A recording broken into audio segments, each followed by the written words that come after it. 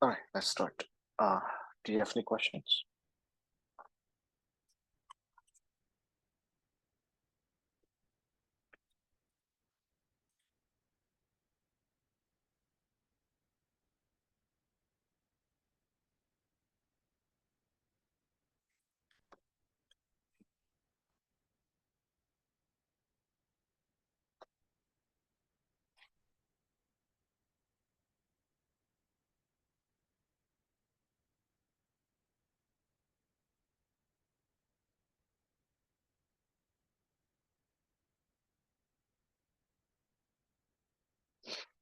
Okay, so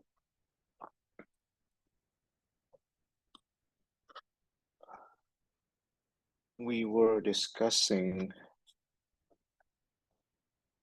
Bayes' rule, right?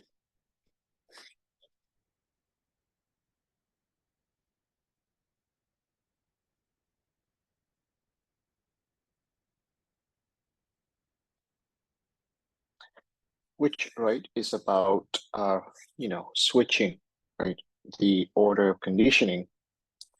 So I guess I mentioned it last time, and I'll say it again today. Is probably nicer, let's put it that way, to envision, right, Bayes' rule with the tree diagram. So you start out with a branching, right? Sorry, it should be F, right? F, F complement, right? And then E complement, E, E complement, right? And so the branching, right, has that flavor, right, of if F then E, right? If, right? If. So if passing the first exam, then take the second exam, right? If pass the failing the first exam, right? Then take the second exam. Of course, right? If you fail the first exam and if the exam is sequential, you will not be able to do so to take the second exam. So, but of course, right here, it's just about the sequence of events and you can assign, right, probability on this, like, 0.4, 0.3, 0.7, 0.6, 0 and 1, etc., right? Whatever. So it's up to you. But so this is if F then E, right? So we're looking at something like, all right, so normally we get, actually, I think I might switch things around again, right? Maybe if E then F, right? Hold on, let me see. Doesn't matter, but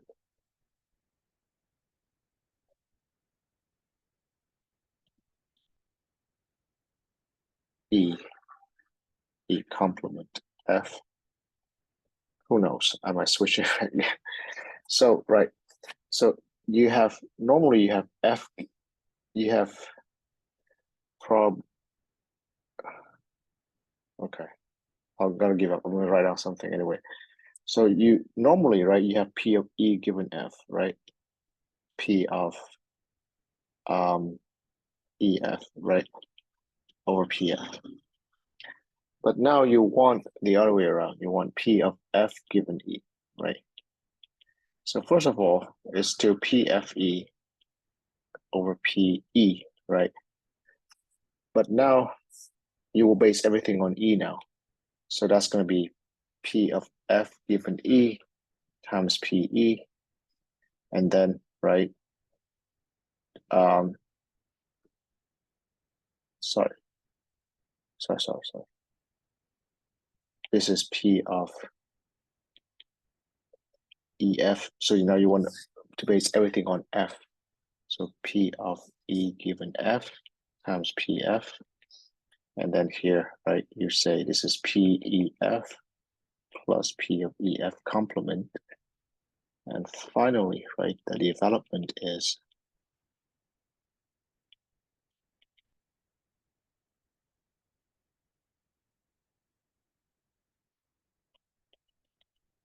this.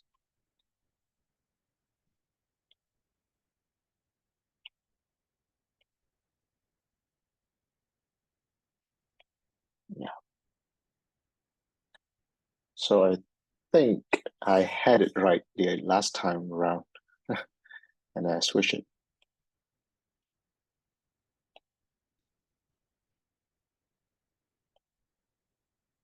All right.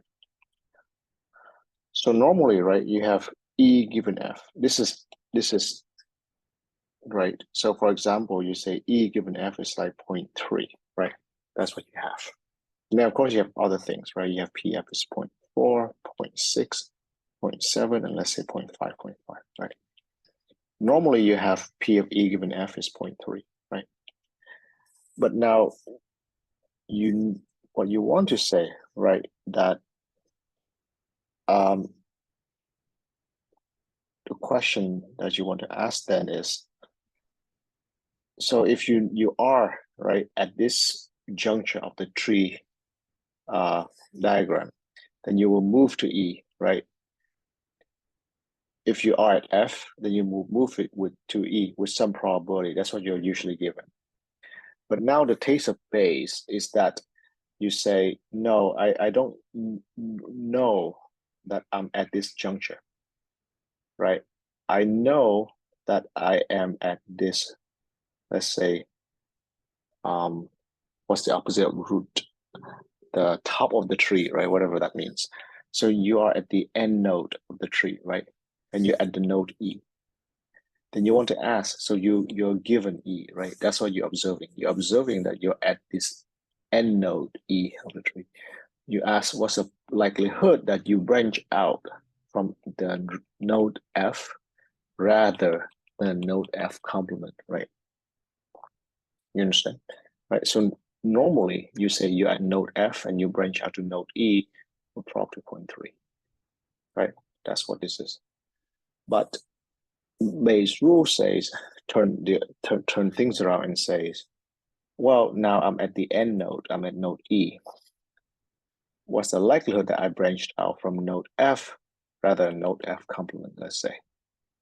And so the answer is, I guess very simple in terms of the tree diagram.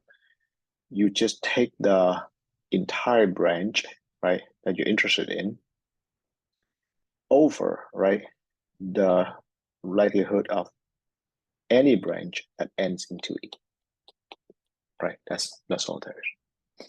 Okay, and that's why a tree diagram is helpful rather than writing down things symbolically. However, right, let me point out that this formula right here, PE is equal to this, right? That's what happens here in these steps, right? So let's write down again.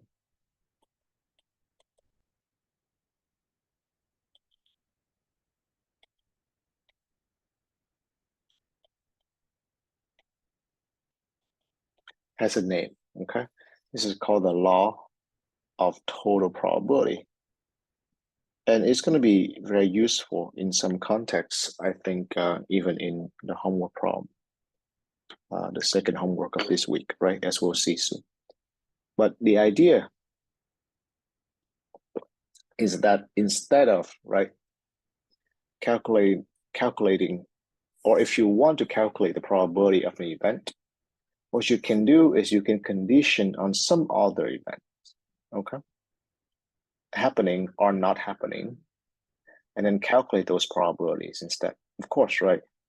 Relative to the other event that you calculate, that you condition on. The reason why this turns out to be easier in some contexts is because conditioning is like giving you more information. So sometimes knowing more information can make the calculation easier, not harder, okay? And that's called conditional thinking, as we kind of seen a little bit, right, previously. All right, so, and then of course, right, based on, well, so that's Bayes' rule. Also, we have the idea of independence, right? Where we say that two events are independent if, and we'll just take three things as equivalent. P of E given F equals to PE, right? And then P of F given E is equal to PF, and then P of EF is PE times PF. Okay. And so again, as I stated last time, I like this as my definition, and I derive the other ones, right, as a consequence. The textbook or some textbook likes this as a definition and derive these two as consequences. Doesn't matter. It's all the same. But I feel intuitively this means more because it says that, right, independence means condition on the other event. It doesn't change, right, how you view the likelihood of the original event, right? Even if you know more information, it doesn't change the likelihood of the original event. Therefore, right, the two events have no effect on each other. We should say, right, that independence is an assumption, right? That is given in the model. It's not, so depends on the point of view. If you are the modeler, then you can justify or you can put in the independence assumption as long as you feel like it's justified or you can prove it.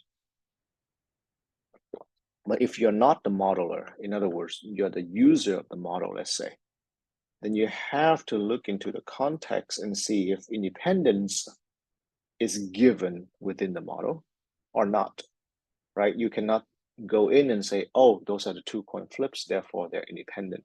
No. If you are using the model of the two coin flips from someone else, okay? So let me say and or derived,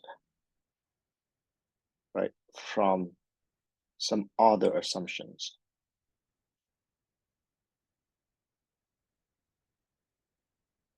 Of the model. So we show you this last time, right? When we say that we show you how the coin flips when everything are equally likely, all the outcomes equally likely, will be independent, right? So coin flips with equally likely outcome will automatically be independent from the definition, okay? So anyway, let's take a look at some problems here.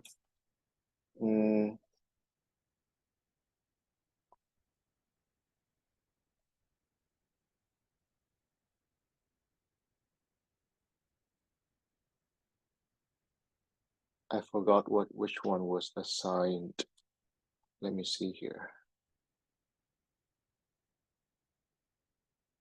I think let's start with question number 21.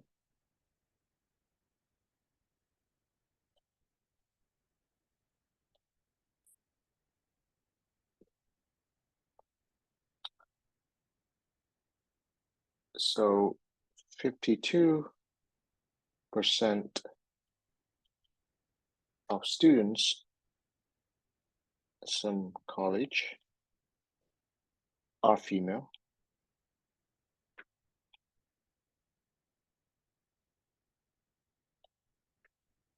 5% of the students are CS majors.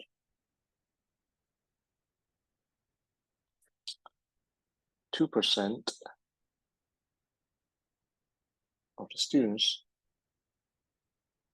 are women majoring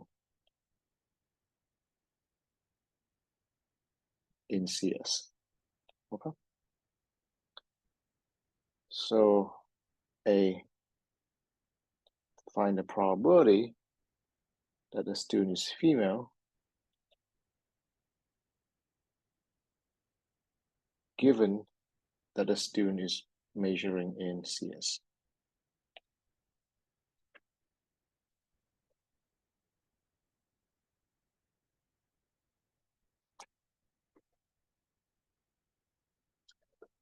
So again, right, these questions are given just as they are. They may or may not be a base question. They may or may not be any kind of question. So the key for you is to figure out what's being asked and what tool to use. All right, they don't necessarily have to be Bayesian question.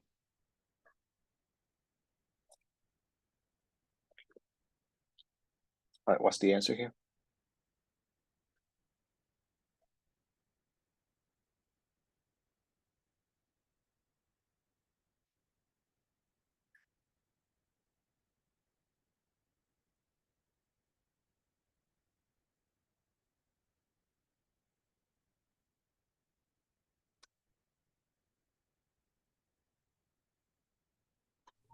Uh, 2/5.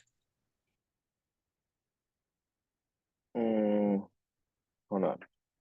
2/5, and that comes from where? 2%, right? Are women NCS, and 5% are CS. That's correct, right? Yeah. So that's by definition, right, of conditioning. So E given F is PEF, which is this, divided by PF, right? That's correct. B, the student is majoring in CS given that the student is female.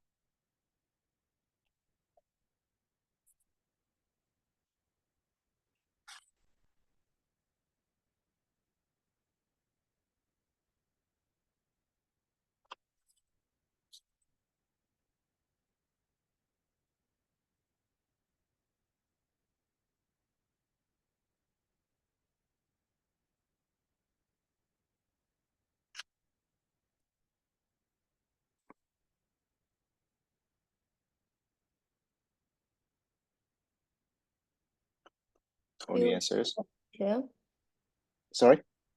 2/52. 2. That's correct, right? Yeah.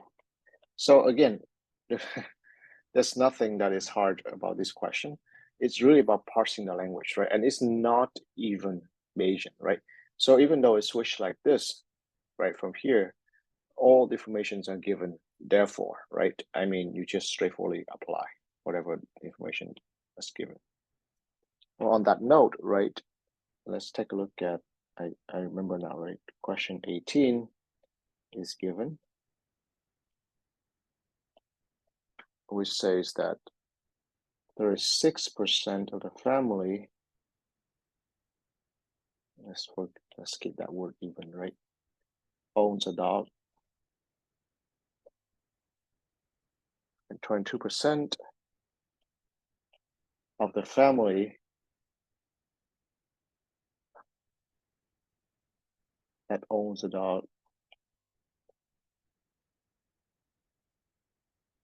also owns a cat.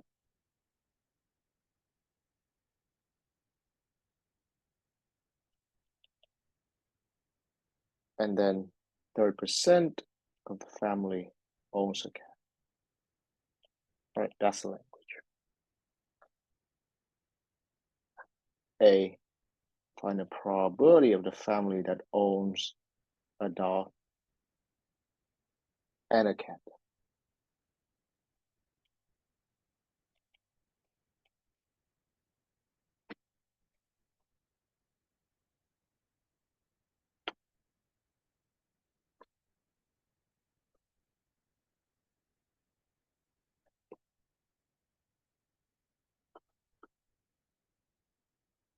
What's the answer?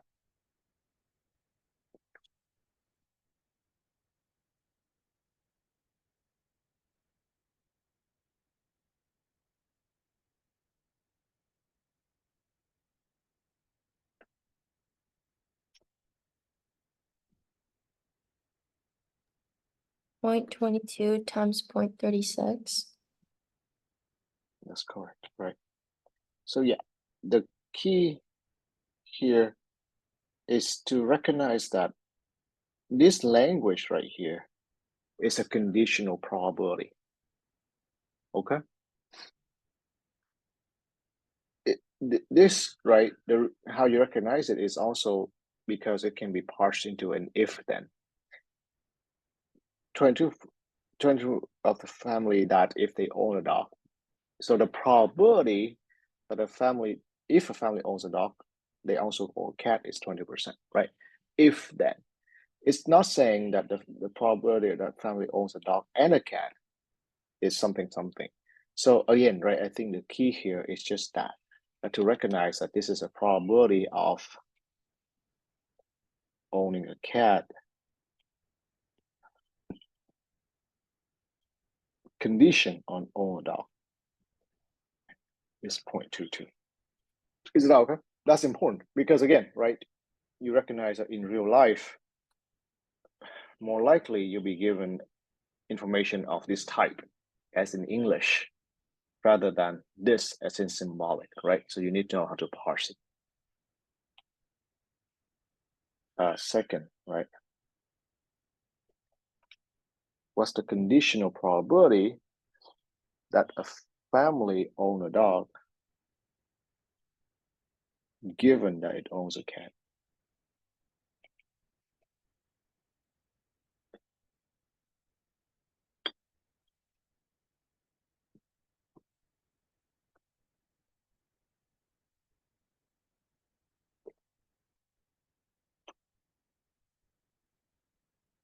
That's the answer.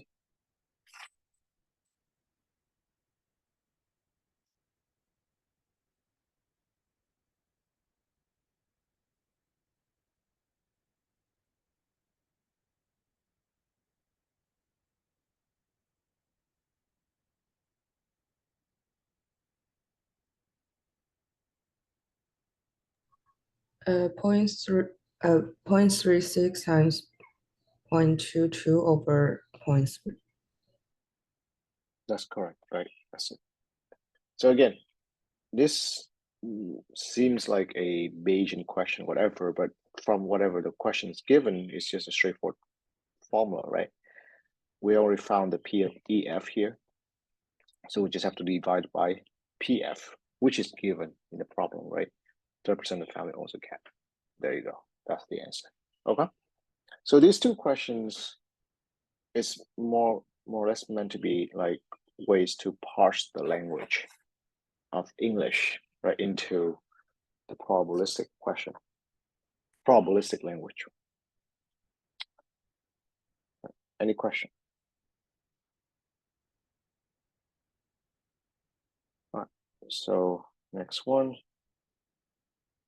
On a rainy day, Joe is late for work with probability 0.3. On a non-rainy day,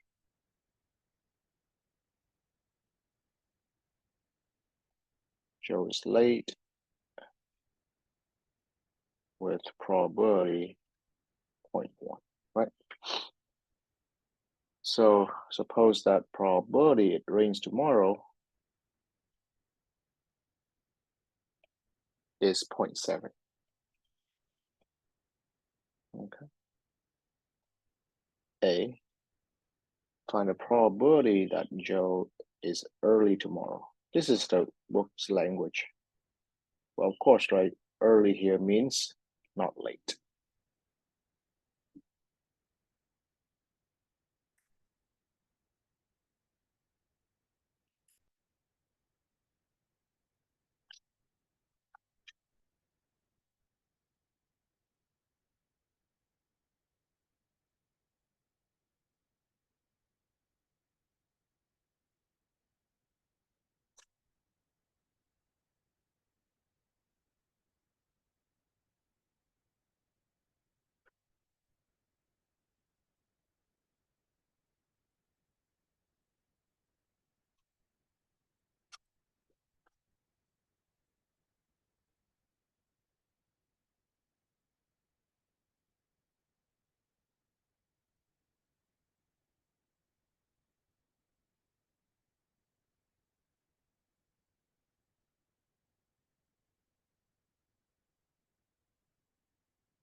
What's the answer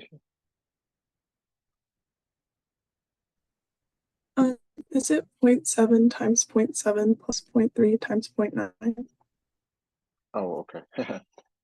So the way you answer the question seems like what? Seems like a tree or Bayesian kind of question, right? Answer, right? So let's see. Yeah. So first of all, right, in this question, on a rainy day, Joe is late, and on non-rainy day, Joe is not.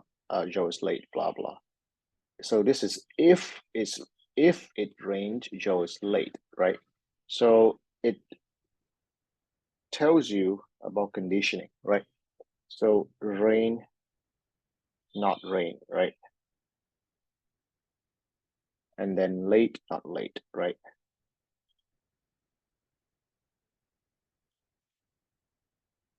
Okay, so let's see here. And again, filling out a tree is just useful if it's called for, right?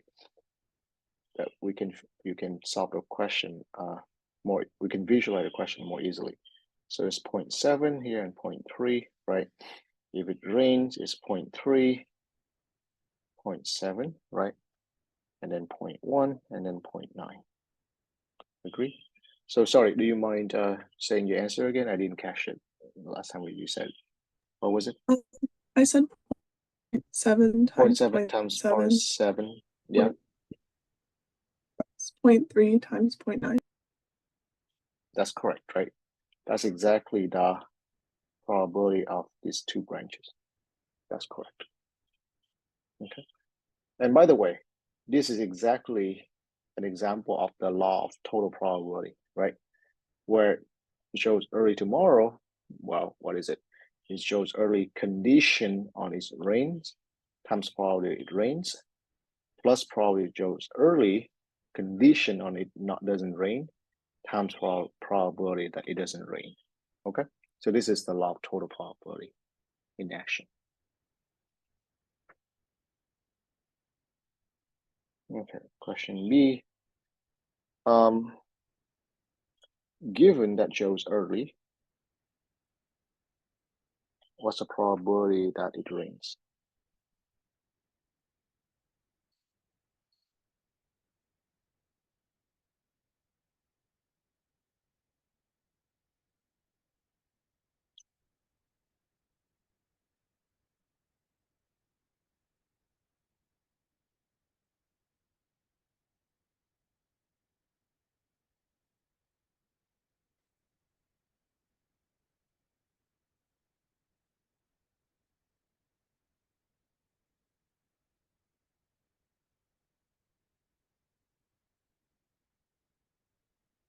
What's the answer here?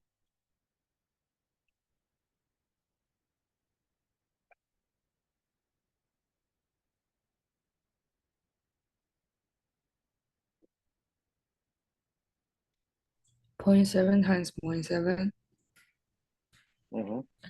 over the answer from question A. All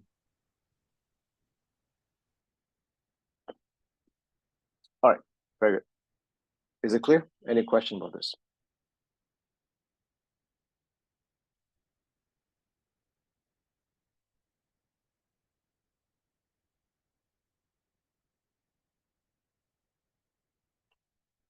All right, so let's move to next one, which is, let's say, quiz 4.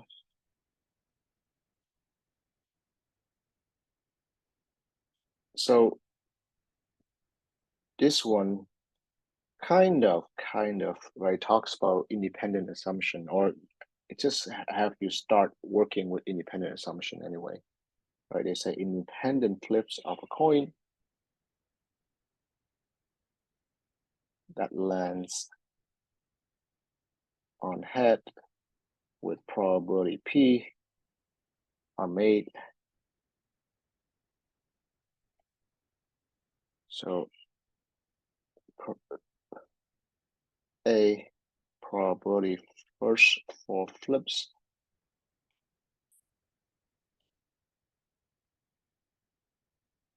is head.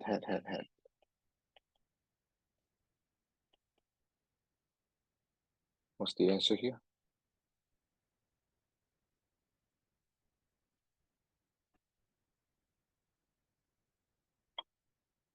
P to the fourth. Right, this is as simple as you can get, right? In fact, probably like some probability course will start with this kind of problem.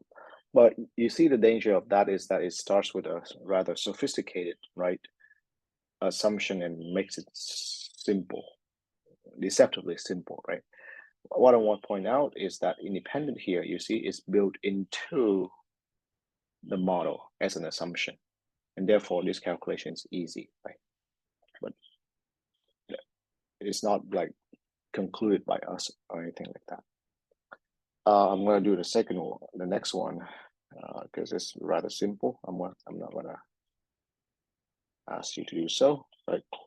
Clearly, this is this, right? The question rather is C, where he asks for probability that you observe the pattern T tail head occurs before the pattern head. Okay. So first of all, do we understand what this question means? So basically, right, this refers to an experiment where you keep flipping a coin until something happens. And what is that something? That something is you either observe one of the patterns, right, along the sequence with 4 consecutive flips. And then, of course, right, you observe either one of those patterns. What's the probability that you see one pattern before the other? That's a question. This kind of question in general might be sophisticated, okay? It's not an easy question. But here is easy because of a, let's say, tricky reason. What is it?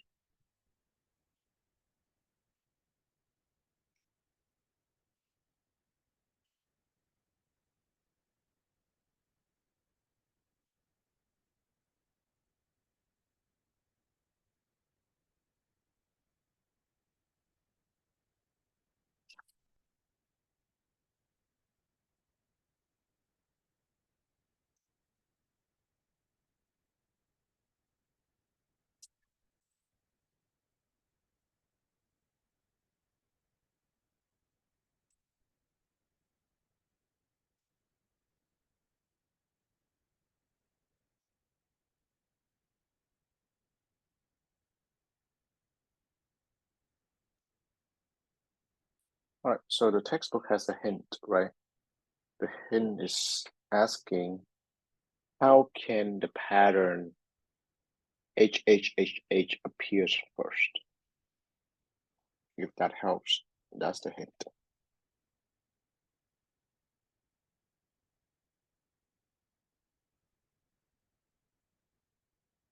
It just appear without S, right?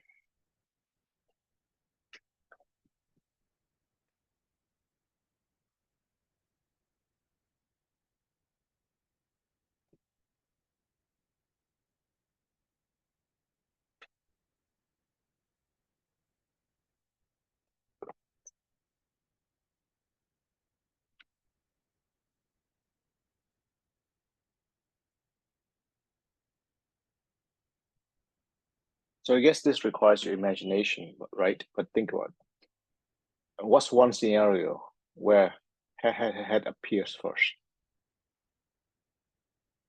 What's one easiest scenario when head where head appears first?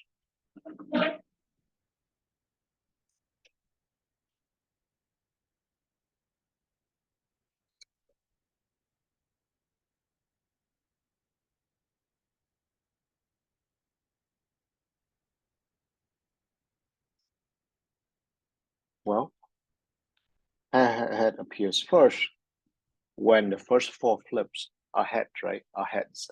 Agree? If the first 4 flips are heads, it appears first. Is there any other way?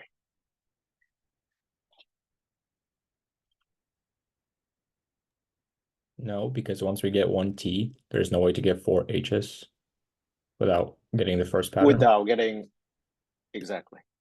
See, it's easy as that, right? So only when the first four flips are heads. That's the trick about this question. Somehow the way the pattern is described gives you a very easy event to talk about. So it sounds like a sophisticated language, but it boils down to a very easy event to calculate. All right. Of course, to make you appreciate that this is not an easy question in general, try to switch it to tail, head. That is, right, then a much more sophisticated question. But here, right, at this level is very easy because either you get head in the first four flips, or you will never get head before tail, head. Do you understand? Because the moment you get a tail in, right, within the first four flips,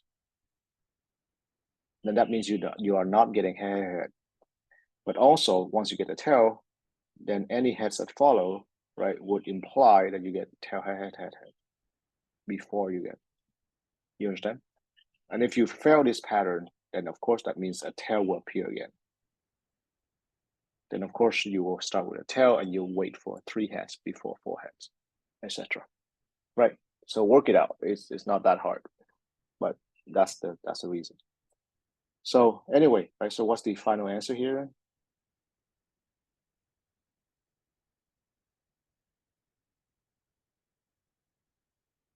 One minus p to the 4. Like that, right? Okay. Any question?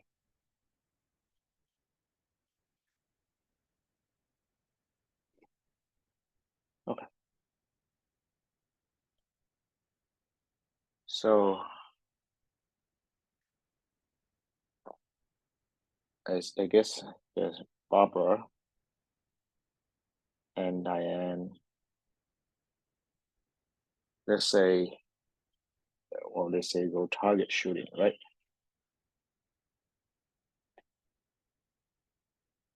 So probability that Barbara hits target is P1. Probability of Diane hitting target is P2.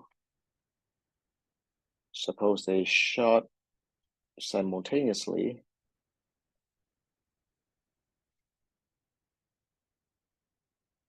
And it's a hit. Okay. Meaning they see that, they say the target's knocked over, so it's a hit. Then A was a probability that both shots. So hold on, I won't write like this. The language say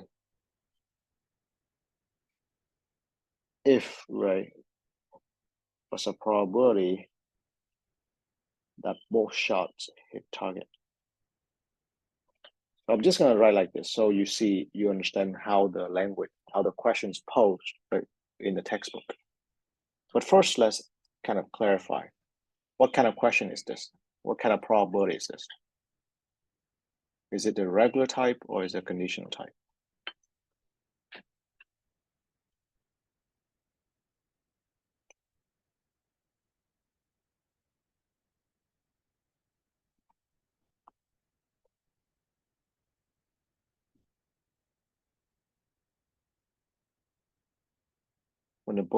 When the language like this, is it asking for a conditional probability or unconditional probability?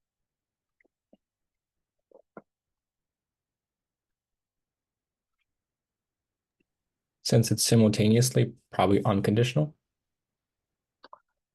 No, that's not where you should scan the language, right? Where you scan the language is the word if. Whenever there's the word if, that's a signal for conditioning, right? Actually, what event are we conditioning on? We're conditioning on is a hit, right? So the language that they're asking here is probability that both hits, sorry, hit here without S, right? Both hit the target. Condition on is a hit. Is that okay? The simultaneously here, I don't know. I don't think it means much, right? They can take turn shooting. As long as you don't observe the first shot, you just know that it's a hit. It will also go back to the same kind of phrasing. Is that okay?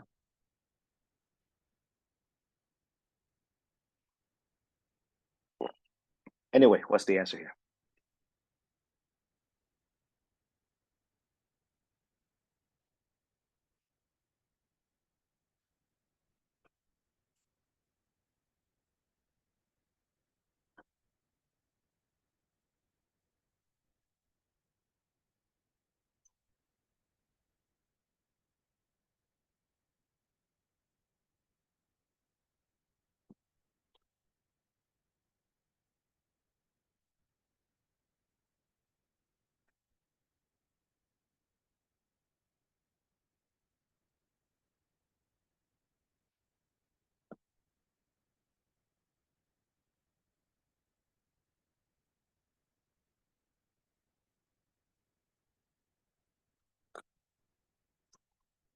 What's the answer?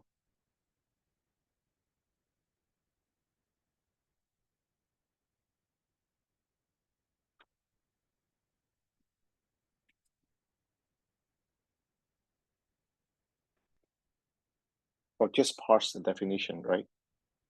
This is the event that both hit and is a hit divided by probability is a hit, right? It's just definition. E given F is PEF given by PF. What's the probability of PEF? Oh, if both hit and is a hit, that will be both hit, right? Because both hit implies it's a hit. Agree? So the top would be what?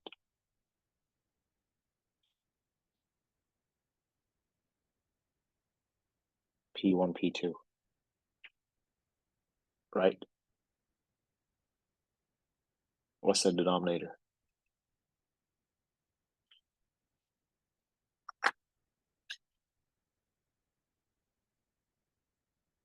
What's the probability is a hit?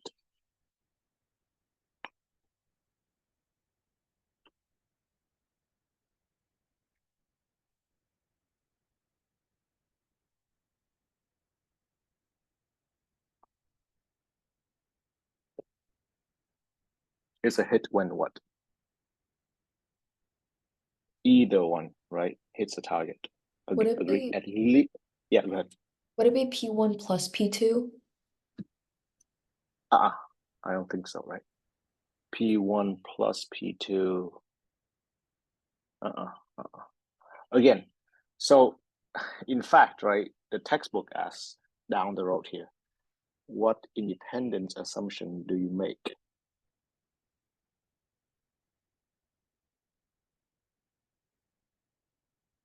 And of course, right, the assumption here is Barbara shot and Diane shot are independent, right, of each other. Okay. Now, what you're saying, right, is what kind of object? Can you see? Is not a union. Do you recognize why? Because you're not doing the inclusion-exclusion formula, correct? Because you're adding the probability. So what you're saying essentially is PE1 union E2 is PE1 plus PE2, right? But what you're missing? Minus PE1 E2, right? You're overcounting. So I think, right, this is one way to answer it. What's another way? Another way is to work with a complement, right? Complement is what? At least one shot, right? One hits a target. So the complement is no one hits target, which is and the complement of that. And you can verify, right, that these two are the same numbers. Are you okay? But yeah, so we do make an independent assumption here, not in a problem, which is, well, whatever, but the textbook did ask like this, so they kind of throw that into you, right? So yes, we do encounter these kind of things. I don't deny that, right? But usually it's better for you to ask, let's say, you know, the one who posed a question, if you have a chance. Of course, if you have to solve a problem in the dark, meaning no one's around to ask a question, then you make the most probable assumption, right? Which is this. And then you state your assumption in the solution. But in general, right, it should be stated in the problem or something. But anyway, right, that's the structure of the question. The problem. Any question?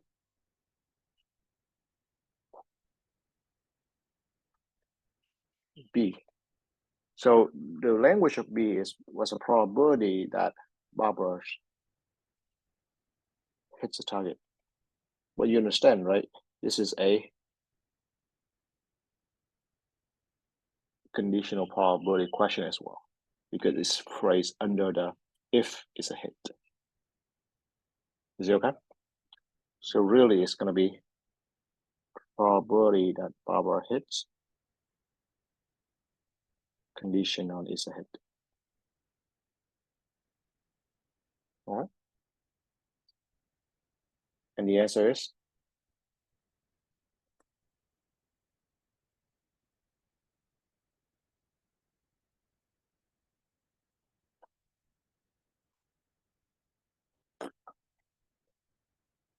P1 over the same denominator as the first one.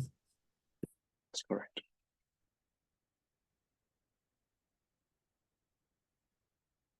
All right. Any question?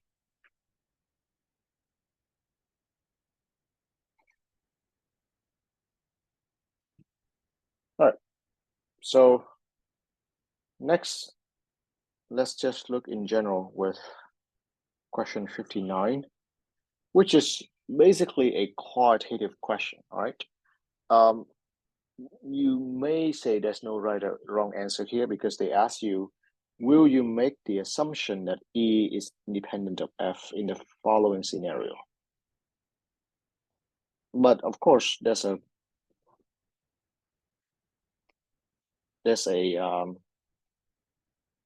kind of like a common sense answer to all these scenarios, I think, right? But in general, right, the key is that it's an assumption. So really, right, you can argue, you may be able to argue either way, who knows? But I assigned this question just for you to explore the idea that, right, you look at events and you could make an assumption or not, but you should also recognize that the assumption here, eventually the point is, who has the authority, right, to make the assumption? Is it you or is it the modeler, right? Most of the time in this class, you're not the modeler, so you don't have the authority to do so, right? Unless somehow that is implied in the question that you can make that assumption, for example, right, in this question. All right, but let's go through the sequence, right, and just discuss quickly on this. So E is the event that a businesswoman has blue eyes.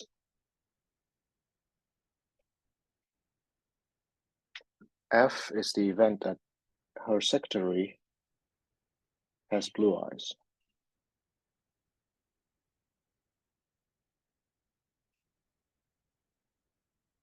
Independent assumption or not?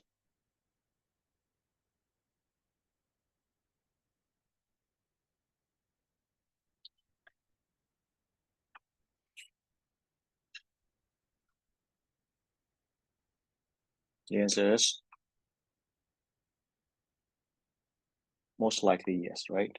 Unless somehow the secretary is related to the businesswoman for any reason, right? Genetically. But otherwise, right, if they're unrelated, then should be independent, right? So there you go, right? Again, there's no right or wrong answer here. It depends on what you know. If so, for some reason, the businesswoman hires her sister as a secretary, then I don't think these two are independent. But if she just you don't know any information, then yeah, sure, right? Why not? It's independent. Okay. The professor owns a car. F. The professor is listed in a telephone book. I think this is a very old kind of question because I don't think anyone is listed in any telephone book these days, right? So not sure if you can relate to the context. So it also shows you, right? Questions are context dependent. Depends on what you know. But what do you think? Or what is this question aiming at?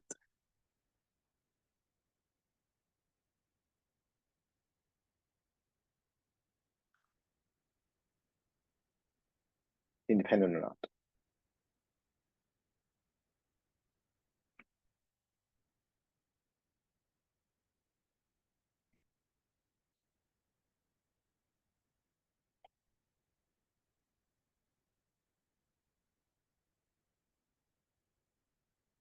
Here I would say probably not. And this probably dates back in the day where to be listed in telephone book, I believe you must have a telephone, right? Obviously, which might imply you might have a house or something, meaning you're sort of a little bit wealthier or something. So I think owning a car and owning a telephone sort of are correlated. I think that's the way that interpretation goes. So therefore, if you own a car, it's more likely that you own a telephone. Therefore, it's more likely you list in a telephone book. A more modern type, maybe something like owning a car and owning a smartphone. Even though everyone these days owns a smartphone, right? So you can upgrade that to an iPhone, whatever. But then who knows? You may be liking iPhone or not, who knows? But basically, I think this is a no, right? Because of that reason. Okay, so C, under 6 feet tall and weighing more than 200 pounds, independent or not?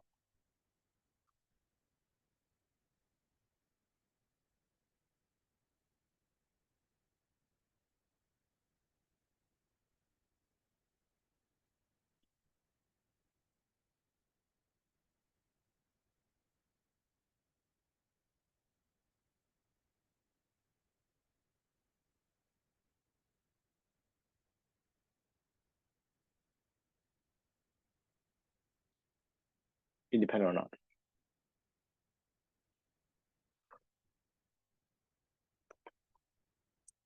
I also might go for a no here. Reason, height and weight tend to be correlated, right? A taller person, the heavier they tend to be, right? I mean, of course, that's not true in general, but you don't need, right, a one-to-one correspondence. You just need correlation. More likely, right? If you say a person is, I guess, under 6 feet might be a shorter, right, type of person, maybe, then, right, it's less likely that this person weighs over 200 pounds. So therefore, they're not independent. Okay. D is something of a geographic nature, not so sure. The person live in the US and then the person live in Western Hemisphere. To be honest, I don't even know where the Western Hemisphere is. So take your best shot, but are they independent or not?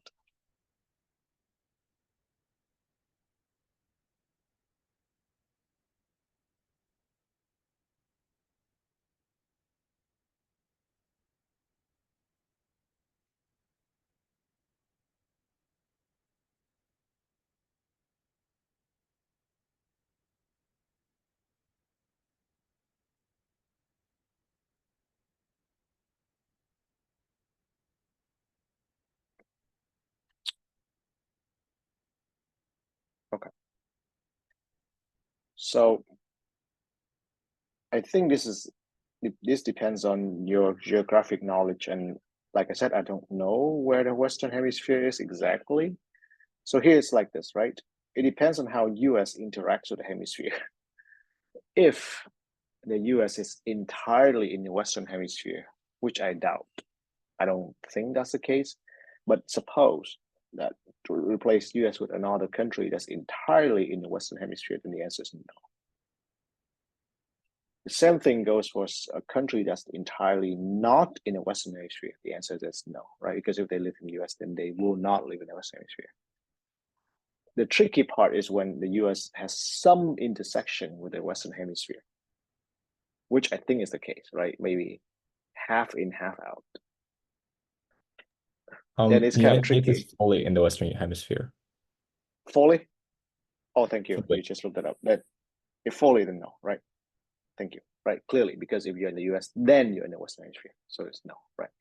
But again, like I said, the tricky case, if it ever comes up, is the half in, half out thing. Because with half in, half out, it's not clear. Because if the majority of the US is in the Western Hemisphere, suppose, then it's still not independent, you see? Because if you're in the US, you're very likely to be in the Western Hemisphere, right?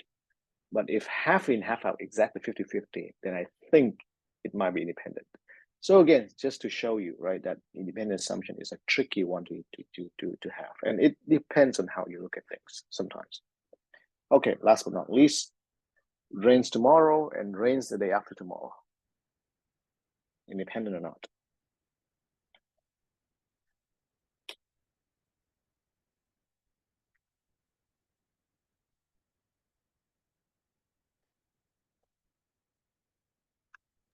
That would be independent. I would say I can see where you're coming from with that. I would say it depends, right? This is actually a tricky part. If you live in some region where if it rains one day, it will very much likely rain in the next day because it's a rainy season, right? Like in the winter in New Jersey, right? If it rains one day, I think you can bet that it rains the next day. Then I think they're not independent. But true, if you live in a region where, you know, it's, I don't know, Greece is that way, but it's equally likely, right, to rain one day and then the next day, right? It's just basically it rains or not, and it's independent. So I think here it depends, meaning that what region are you looking at, what season you're looking at, etc., right? But I think either way is fine. Again, right, this is emphasizing there's no right or wrong answer here generically, and this to show you independence is an assumption. You have to make a case for it, or better yet, you make your model and then you use data, right, to check it. The only one that's, I think, absolute in this case is D, because the US is inside the Western Hemisphere, so absolutely it's not independent, right? That's a fact. All the other ones, I think, it's sort of like strongly favored in some case, in some one direction, but a case may be made for the other direction. Who knows, right? It all depends. So, okay, cool. Right, just to expose you to some thinking in that direction, but no more than that. And don't worry, right? None of these kind of style questions will be on the exam. All right, so what are we doing now? So let me just say, right, a few more results.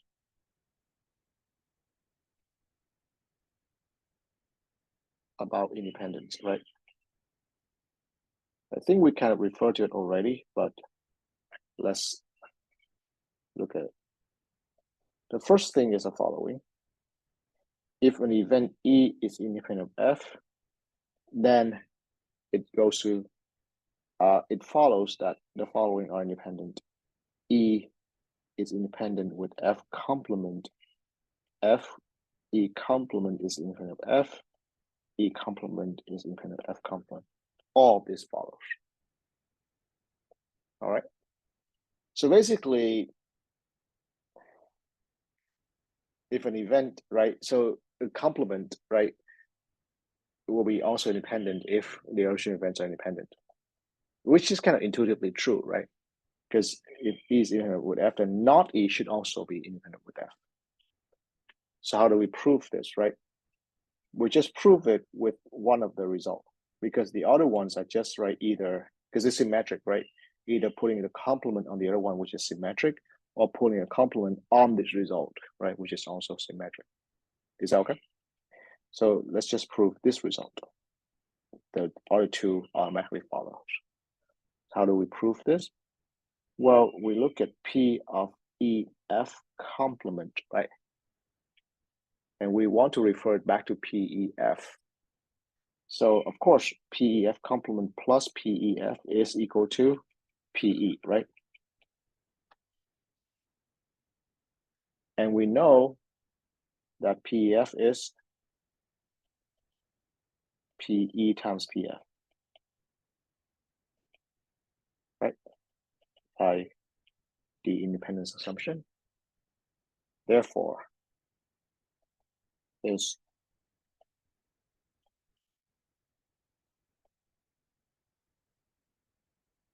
all right, like that. But yeah, so it may not cross your mind, or you might have some doubt whether or not an event is independent with another, then it's also independent with the complement, but this is true. Okay. The second one, let me ask you as a quiz. If two events are mutually exclusive, meaning they have nothing in common, can they be independent? What quiz are we on? Quiz 6.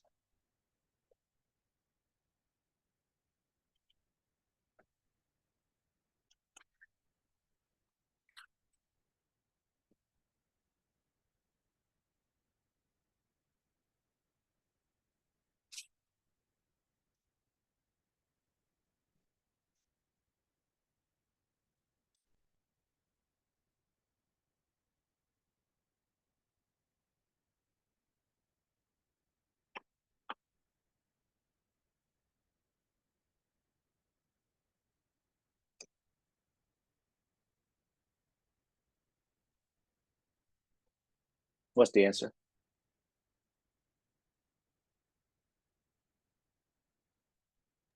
Yes, if either E or F are empty sets. Well, true. But let's talk about general, right? Because yeah, how likely is it that you run into an empty event?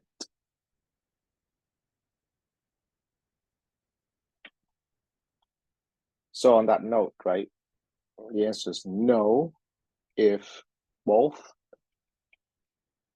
probabilities are positive, which let's agree, right? This is what we most likely run into anyway. Okay, so basically 99% of the time, right? Unless you run into a very weird event that has probability 0. If two events have empty intersection, then they should not be independent. Okay, why? Because P of EF is the probability of the empty set will be 0. On the other hand, right, the probability of the product, right, is going to be positive. Okay. So mutually exclusive events are not independent in general, if you want to throw in that kind of cautionary phrase, right? Well, what's the intuition? The intuition is pretty simple, right? If they're mutually exclusive, then observing one, you know something or the other. Why? Because if they're mutually exclusive, then E implies F complement, right? If they're mutually exclusive, then observing E means F cannot happen. For example, if you are in the US, then you cannot live in the Eastern Hemisphere. So they cannot be independent. Things like that. Okay. Any question?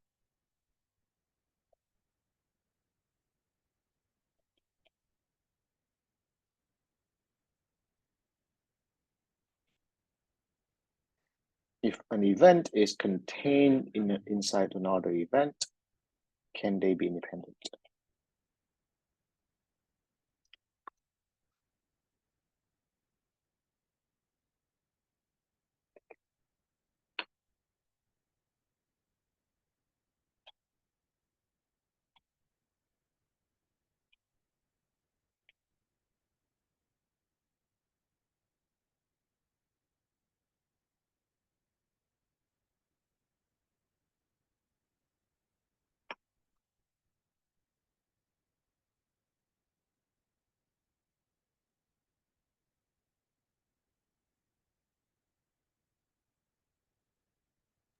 They wouldn't be independent?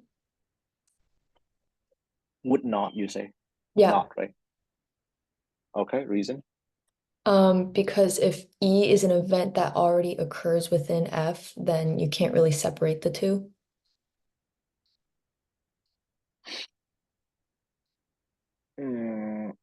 I don't like that explanation too much because it's a vague, right? What do you mean by you cannot separate the two? Why would it be that separating the two means they're independent? Because Like that seems like what you're meaning trying to. meaning that like E is already a subset of F.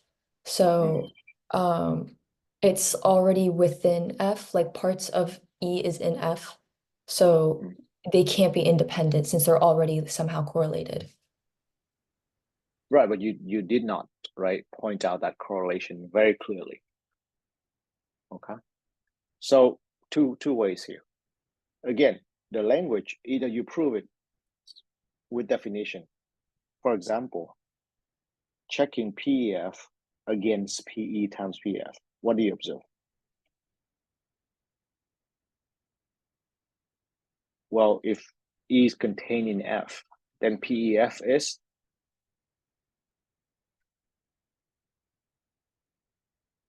PE, right? Because E intersect F is E. Agree? On the other hand, what happens to PE times PF?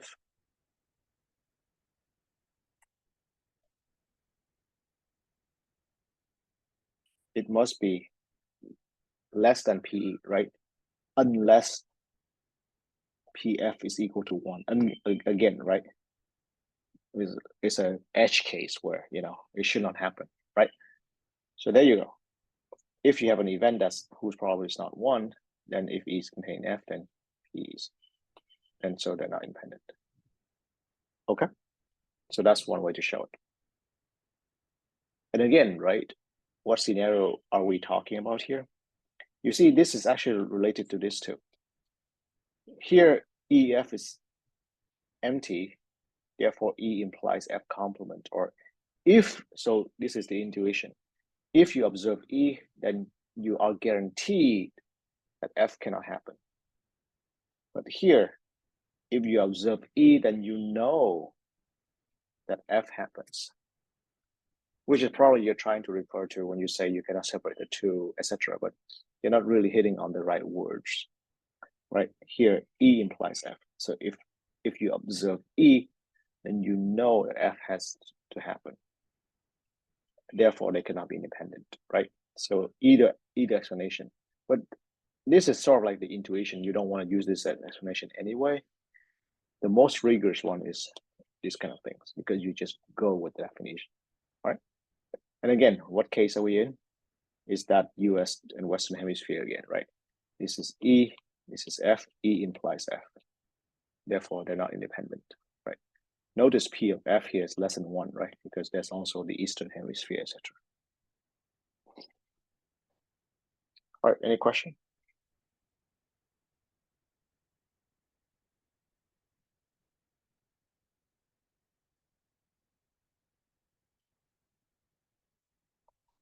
All right.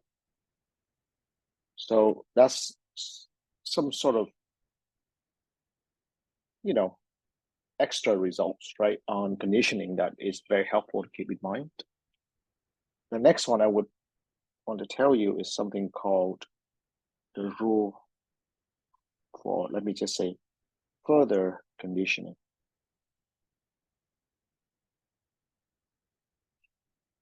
Okay, it says this. probability E condition on F is equal to P of E condition FG times P of G given F plus P of E given FG complement G complement given F.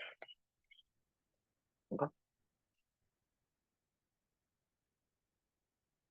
So again, this is condition on F. Okay, condition F. So what are we saying, first of all? So FG, of course, is right, F intersect G.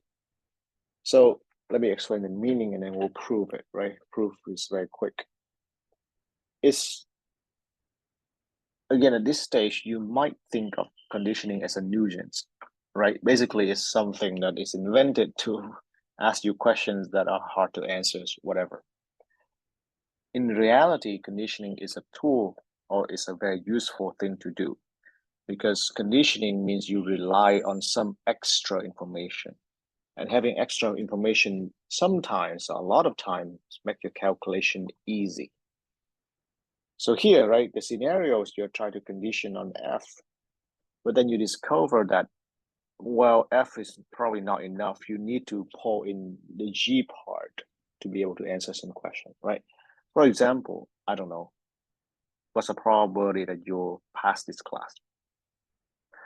Well, you say, well, if I study hard, condition on that, right? But then you say that, well, if you study hard, maybe that's not enough. Maybe it's also depending on how well your, I don't know, combinatorics knowledge is. So then you drag in study hard, and then you drag in known combinatorics, do not know combinatorics, etc. Right? So when you calculate the probability of something, if you drag in more information, sometimes it helps to make the calculation easier. Again, that's the intuition of the calculation, right? Not explaining why it's true, but so yes, right? So basically here, this is like the law of total probability, actually.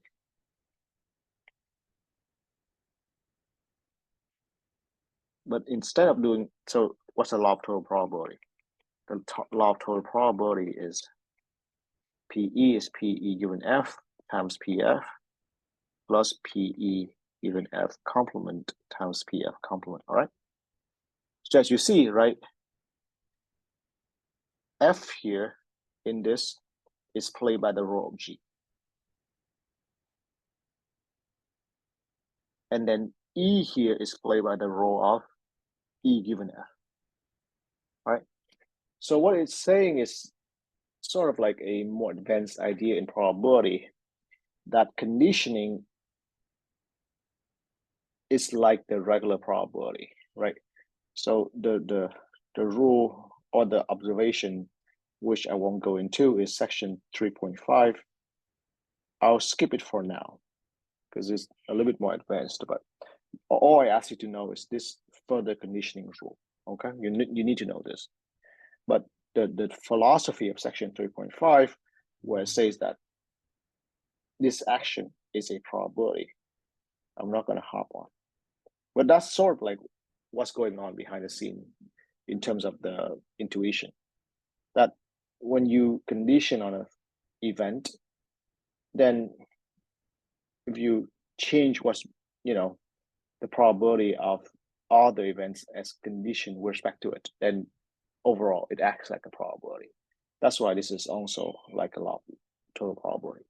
So you will condition on the extra event G with relative to F, and then the extra event G complement with respect to F, okay? And then again, this is sort of like in the philosophy that I said, when you condition on F, it's like you switch universe, right? You switch the sample space. Instead of omega, now you switch to F. So that's why it still works as a probability, okay? Anyway, so let me just prove this to you in 2 lines or so, and then we'll do a problem to demonstrate it. So let's work on this side, right? What is this? This is P of EFG over P of FG times P of FG over PF, right?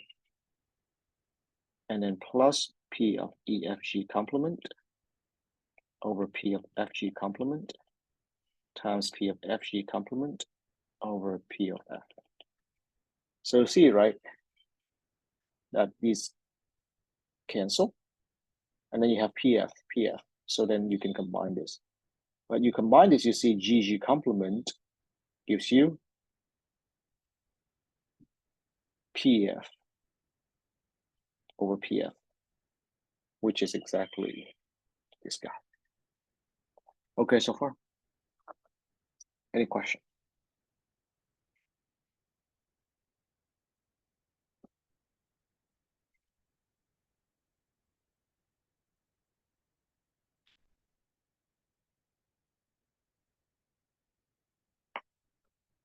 All right. So now let's do a problem, right? Which is in your homework too. Quiz 8. This is question number 57. So a 7-game series.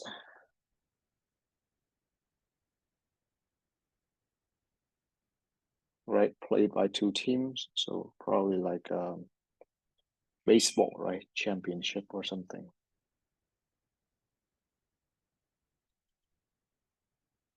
The first team to win a total of 4 games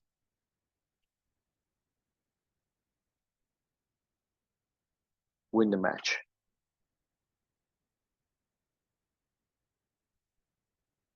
Or win the series, whatever, right?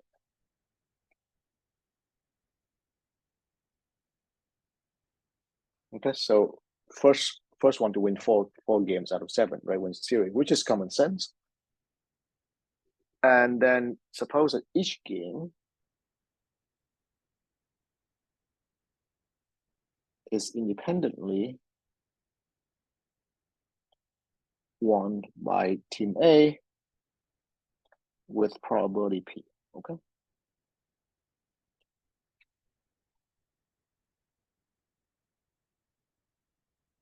So, sorry, so 2 teams are A and B, right? Team A and team B. Each game out of 7 games is independently won by team A with probability P, right? Some number P. So given that one team leads 3-0, what is the probability that is team A that leads?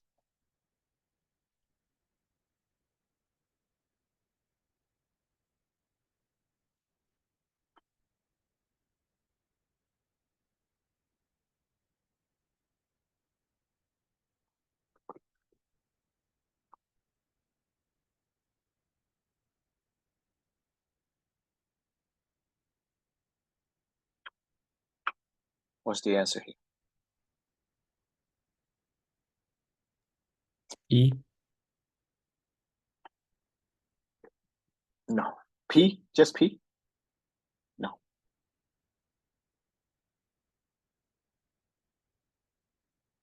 P is probably that team A wins a game. It doesn't fit into this context at all. Would it be P plus 1 minus P times B plus 1 minus P squared times P times 1 minus P cubed times P? Most likely not. The reason is you're not taking into account conditioning. This is a conditional probability. I think the way you're listing things out, you're thinking of a sequence of results. But this is not conditioning. Also, this is team A that leads. Okay? It's not. So again, are we clear on what's being asked? What's being asked is like very easy. 3 games have been played, right? You know the result 3-0. You're just asking, okay, is it A or B that wins 3-0? That's it.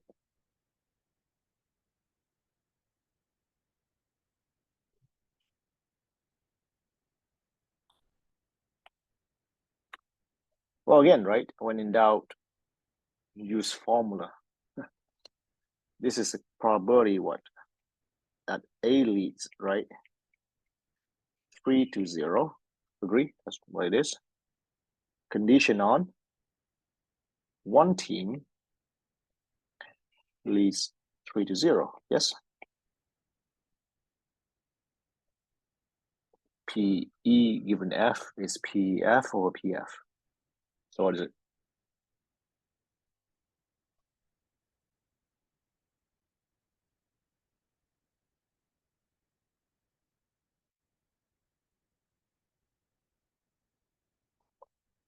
What's the probability?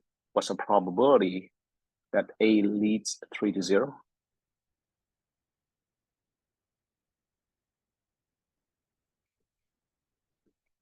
P cubed, right?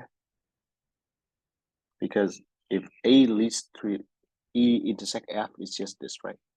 Because A leads 3-0 means one team leads 3-0. Correct? And then the denominator is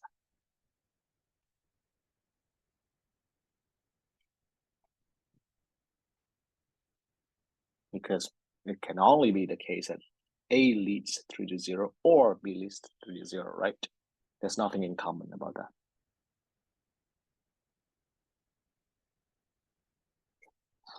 Are we clear on this?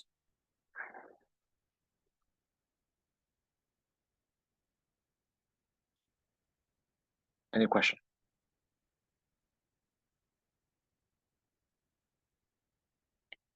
B, given that one team leads 3-0, there's a probability that team wins the series.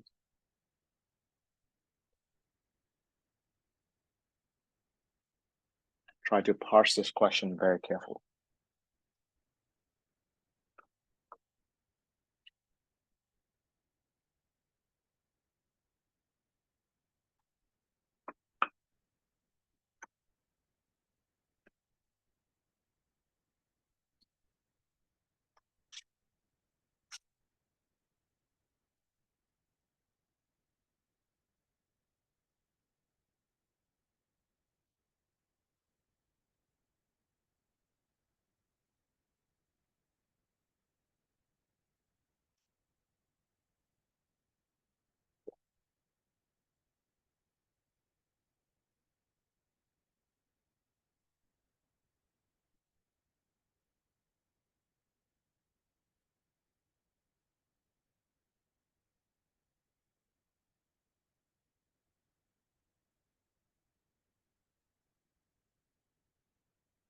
Any answer here?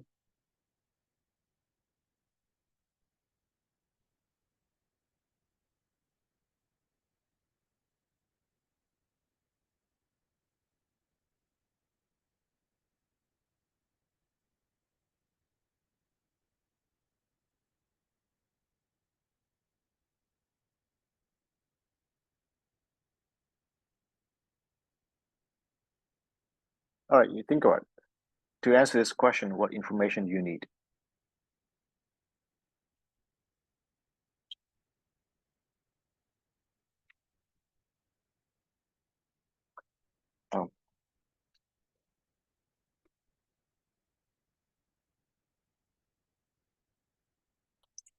What information do you need?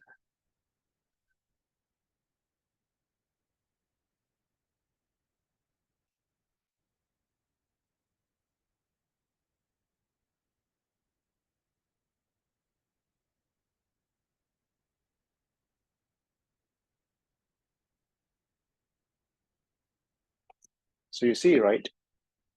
When you answer this question, the tricky part in this question is the word that team, right? Well, obviously the follow-up question is which team? Agree? Which team are we looking at? I know that given that one team leads 3-0, and then that team, but you really want to know which team we're referring to this question. Why? Because A and B have different probabilities of winning each game. And so the context of this question refers to what rule?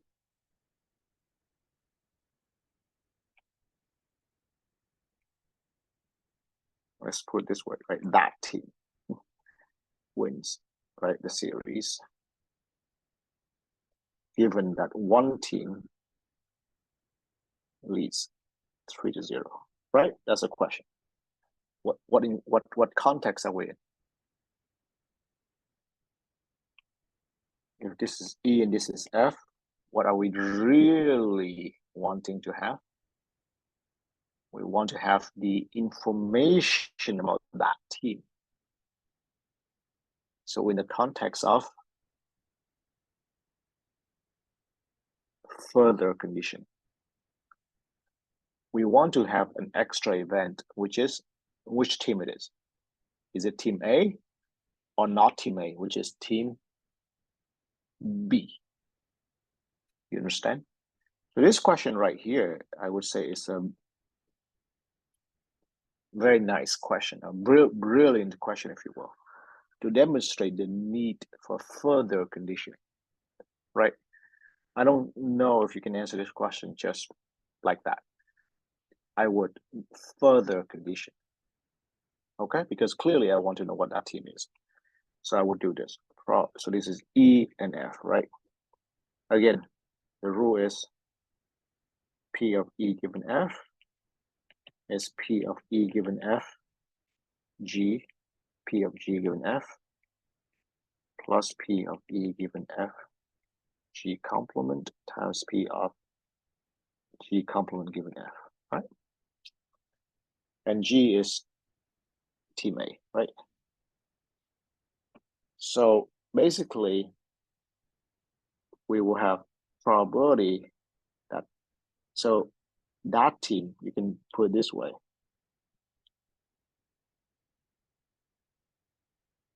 Wins the series, given that one team leads, but then you further have the extra information that the team is team A. And then of course, right, you have to multiply with P, G, and F, which is probability A leads given one team leads.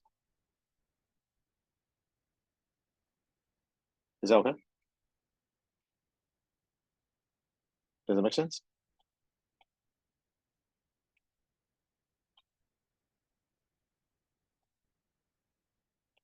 One team leads 3-0.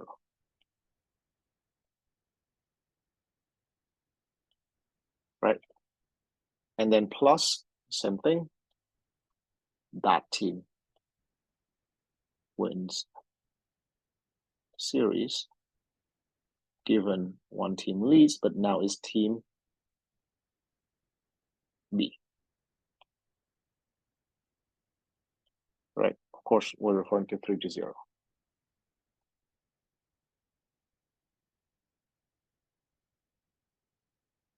right?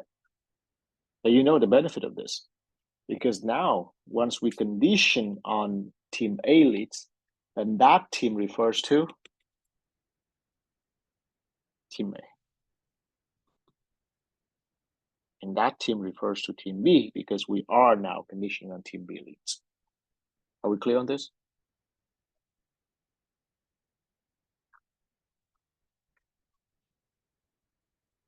And so, right, the answer will kind of piggyback on our answer in part A, which is P cubed, right?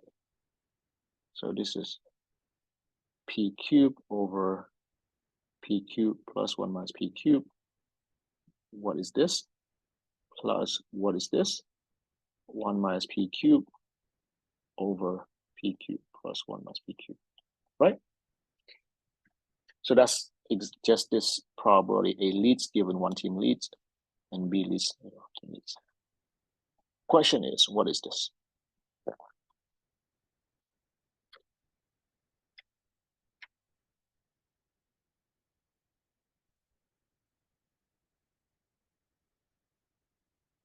1 minus 1 minus p to the 4. Correct, right? So basically, A will win the series because they already lead 3-0. They will win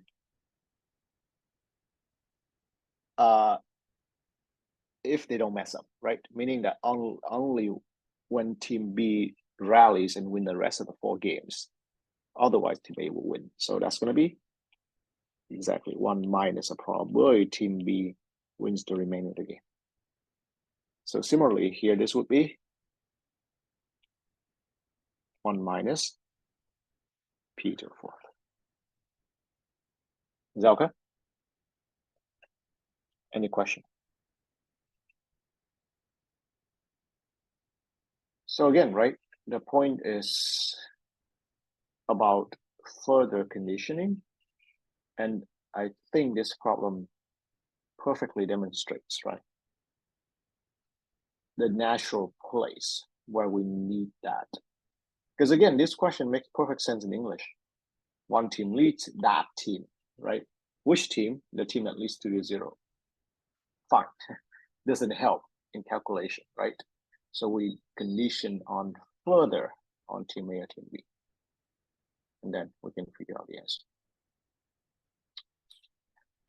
All right, any question?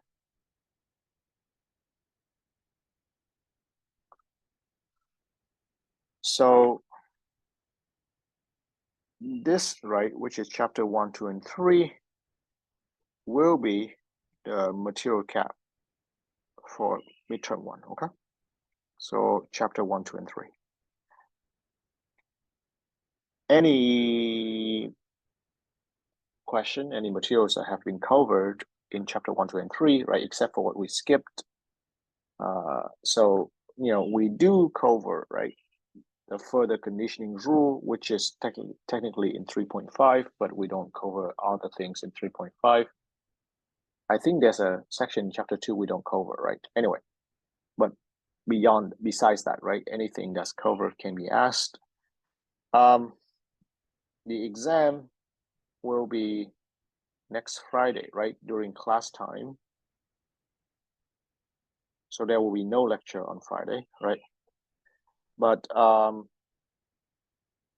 it's just going to be 80 minutes. So the class is like roughly 2 hours, right? Because I know we're supposed to get out at 7:55. And so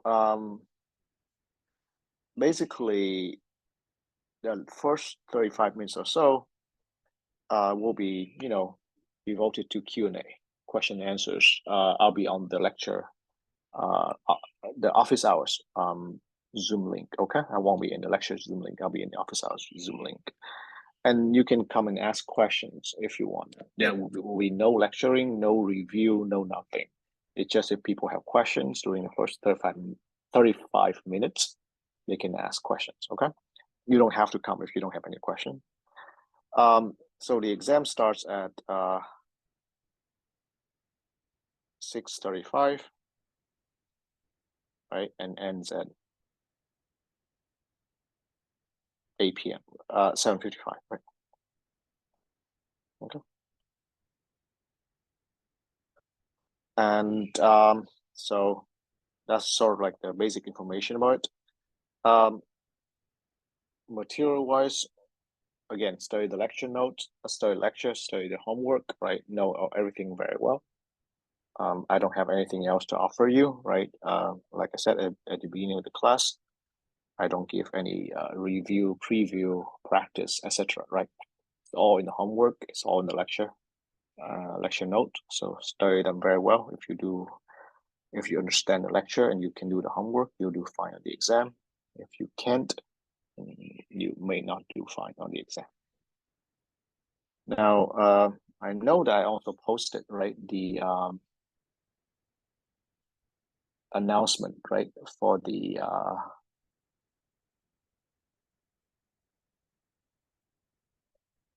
whoops, let me stop share for now. Exam regulation, but I think I should still go over that with review just to make sure I cover my ground. So let's see here.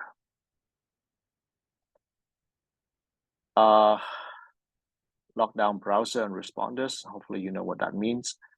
So because of lockdown browser, you won't be able to submit from my past experience. So this is why, right?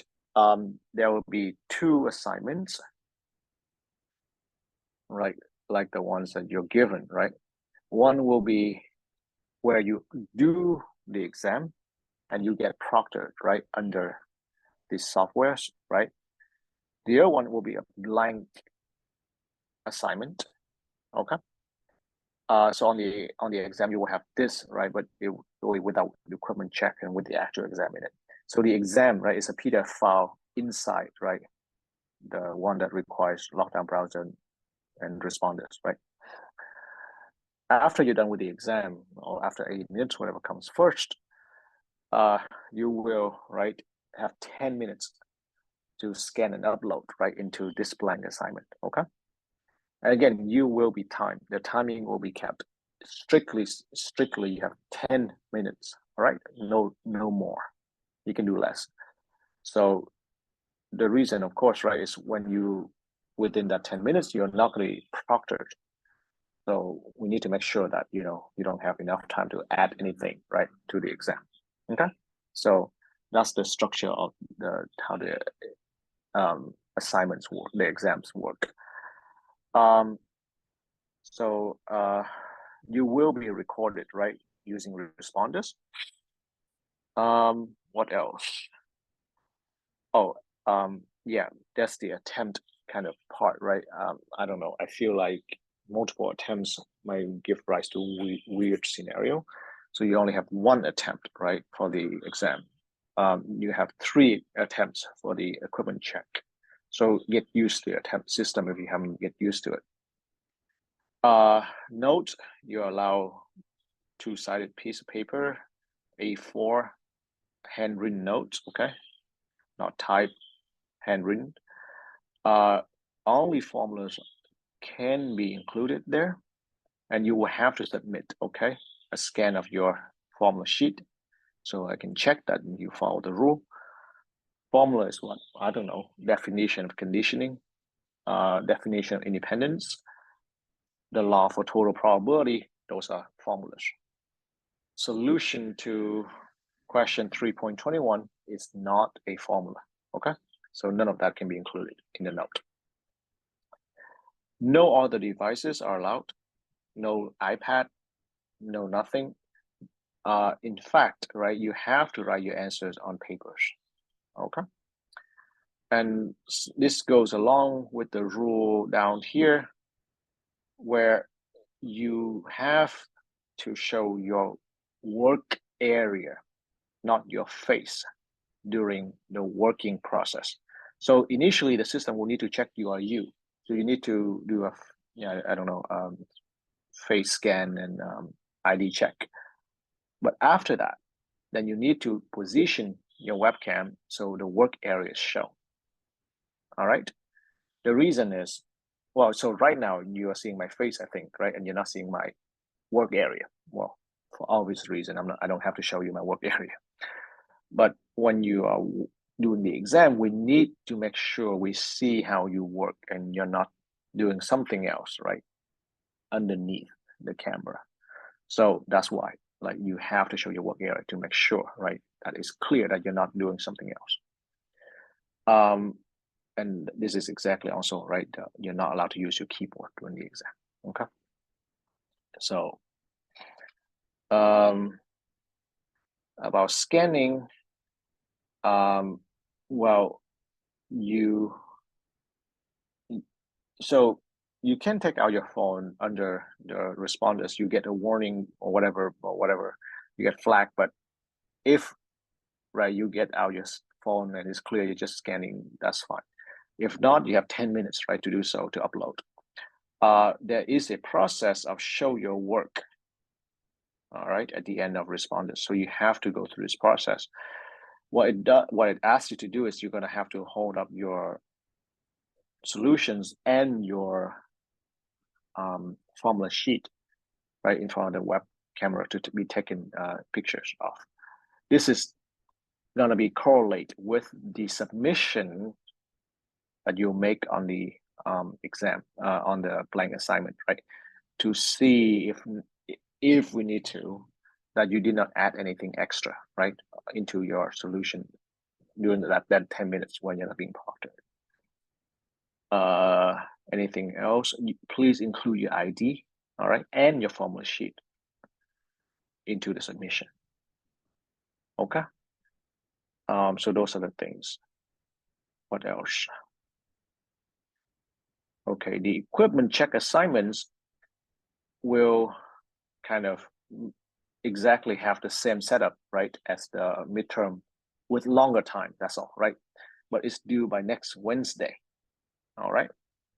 And I have had this happen in the past where people asked me for a makeup, whatever that means.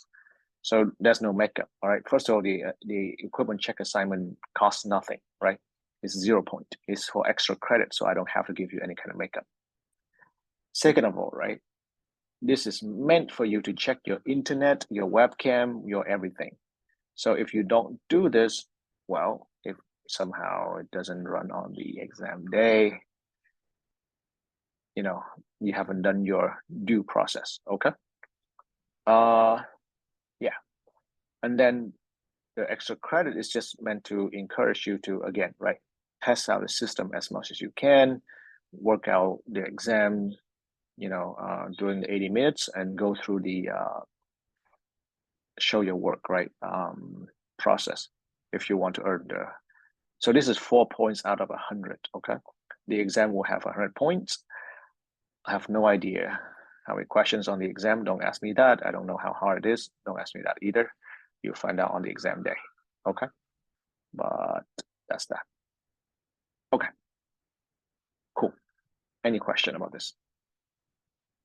So regarding scanning while taking the exam, we do that in front of the camera. Like we take out our phone and scan while on Respondus. You can. It'll be. I think it'll flag you for that. But so I think there's a rule there before that says once you take out your phone, you cannot write anything anymore. Right? It's clear. So if it's clear that you do that, then even if you get flagged at the end, you're clear. You're fine. If not, if you manage, you think you can manage the 10 minutes of scanning and submitting, then you can just turn off Respondus and then scan.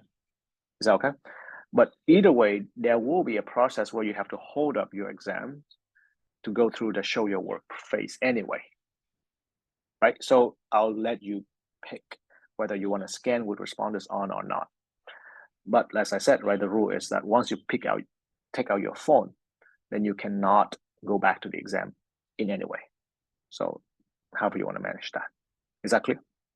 Yeah, and I also just wanted to make sure with the handwritten notes, like with the formulas on it, like is it Yeah. just like, strictly formulas, or would you be able to write like inclusion exclusion formula or even like something Yeah. small about it? Well, so inclusion exclusion formula is a formula, so it's allowed. But what do you mean by something about it? Like, I don't know. I think I just accidentally said that. It just like came out that way. I just meant the name of the formula. Yeah, like you can say inclusion exclusion formula colon where it is. That's fine, Okay. but no more than that. Yeah, is that okay? Yeah, to identify what the formula is, like conditioning colon whatever. Fine. Yeah. Any other question?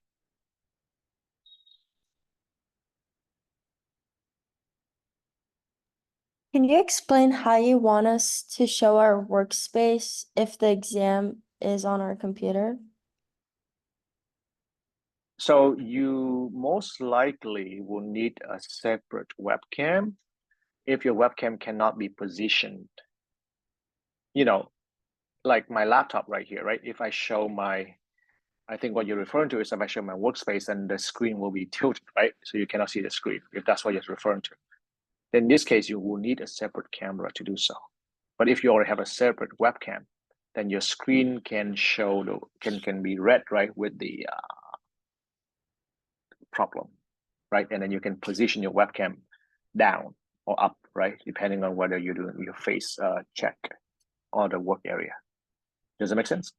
So a pure laptop webcam, I think, won't work, like a built-in webcam. You will need something separate from the screen to tilt it to work under the area, to show your work. Yeah, sorry, area. Okay, thank you. Sure.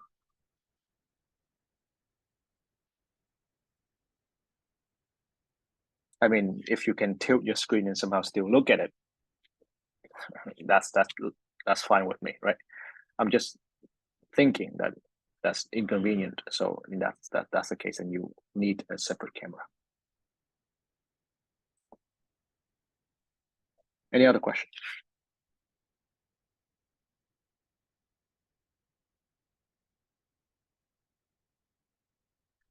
All right. So if not, I think we have 10 minutes or so.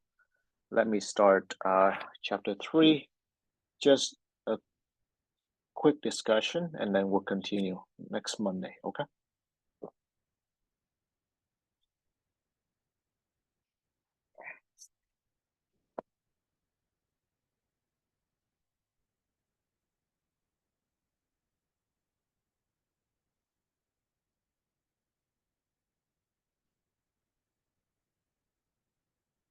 So all I want to do right now is a general discussion. So chapter 4, right, is called discrete random variables, if I'm not mistaken, or just random variables. Let me see.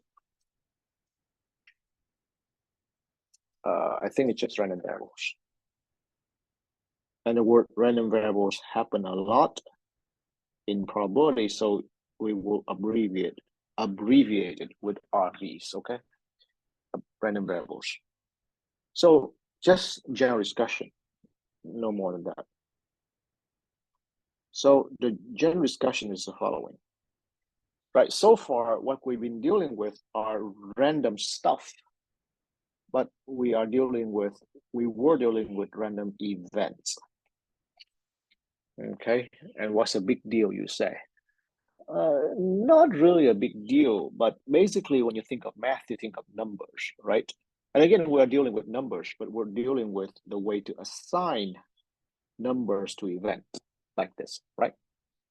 However, events themselves cannot be, let's say, add, multiply, etc., right? It just makes no sense to add to events or multiply to events. You need numbers for it. So basically, and also there are events like this, right? Let's say you roll a dice, right? Then the events are the dice takes on value 1 to 6, right? You roll a dice twice, then you have the events 1 to 6 and the second one, and you add them, right? So there are also some natural problem where you already add stuff. But in general, for example, right, if it rains tomorrow, well, that's an event that has no numerical value, right, attached to it, essentially. So random variable is a way to assign numerical value to event. Make no mistake, it's not about probability of an event, right? I know the probability also assigns value to event, but random, basically, you will have number attached to random event. For example, the easiest way to do so is to get paid under some event. For example, numerical value, right? If it rains tomorrow, you assign value 1 to it. And if it doesn't rain, then you assign the value 0 to it. Okay? So clearly, right, 1 and 0 are just placeholder, right, for the events. This will denote something called a random variable called an indicator function. Or in some classification, it's called the Bernoulli random variable, to indicate the event whether tomorrow it rains or not, right? So basically, x takes on value 1, with some probability, and x takes some value 0 with some probability. What's the probability x takes some value 1? Exactly whatever that is, that the probability rains tomorrow. And probability x equal to 0 is 1 minus p, all right, which is a probability it doesn't rain tomorrow. So at the heart of it, random variables are basically numerical values attached to random events, okay? And if you will, the way you assign numerical values to these random events are not arbitrary. There must be a way to do so, and it's called the measurable way, which is related to measure theory, which is very, very far afield, right? Very, very, down the road, let's say. But one thing I want to say is the word variable could be misleading if you think about it too much. It's going to hurt your brain, because I don't know why. There must be a historical reason for it, but technically speaking, they're more like random functions. All right, they're like random functions. So what happens is, right, instead of having random events, you map random events to, let's say, the real line. Right, that's what you do. You have numbers associated with the random events.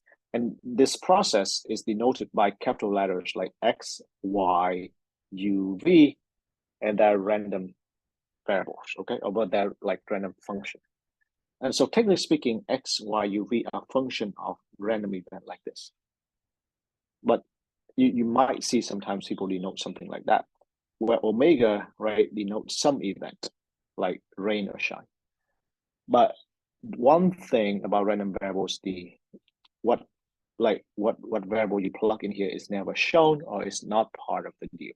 So you will write P of X equals to 1, P of X equals to 2, etc. Right? If you plug in something, it has more of a causal relationship, because you say if omega is like this, then X equals to 1. That's fine. But in general, we don't know what omega will happen. So that's why we'll write probably X equals to 1. Okay. So again, a lot of philosophical discussion crammed into 5 minutes. So keyword, random variables are numerical values attached to random events, right? Or they're random functions where you can talk about a probability of them taking on some values, okay? Now, just one more thing and then we'll be done. So because they have numerical values, then you can add them, you can multiply them, you can divide them if you want, as long as you don't divide by 0, right? So that's one thing. But along the way, you will have some special operation you can do with them, like expectation and variance of a random variable. The reason is once you have, right, numbers attached to, right, associate with some kind of likelihood, then you can do something like average out these numerical values, average against their likelihood, and that will give you expectation. Variance will be the average distance of the random variables against its mean. All right, things like that. So we will, go over this later, right, next week. But for now, I just want to say that these objects or this operation is available because you have something that's random and also take on numerical value. The action of sum will not be doable if you're just working under the events. All right. So that's it. That's random variable for now. Next week, we'll jump into random variable proper. All right. So have a good weekend. I'll see you next Monday. Thank you.